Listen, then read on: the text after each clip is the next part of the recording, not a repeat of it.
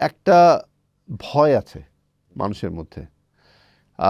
সেই ভয়টা দুই দিক থেকে ভয় যে আসলে এই ফাইন্যান্সিয়াল ট্রানজাকশন ডিজিটালি করাটা কতটুকু সিকিউর, ফ্রডের পসিবিলিটি কীরকম, তার চেয়ে ভালো আমার কাছে ক্যাশ থাকুক এবং আমি এটাই ক্যাশ যে টাকা ছুঁতে পারছি, কাগজ কাগজ কাগজ ছুঁতে পারছি। হুম। সো সেই ভয়। ফোর্থ হচ্ছে যে আমাদের আসলে ট্রাস্ট ফ্যাক্টরটা একে অপরের উপরও কম। কেন আমি এই কথা বলছি ট্রাস্ট ফ্যাক্টরটা কম? আজকে ধরেন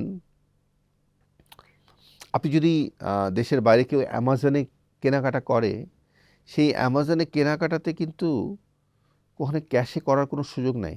you have to do it through digital payment, through card.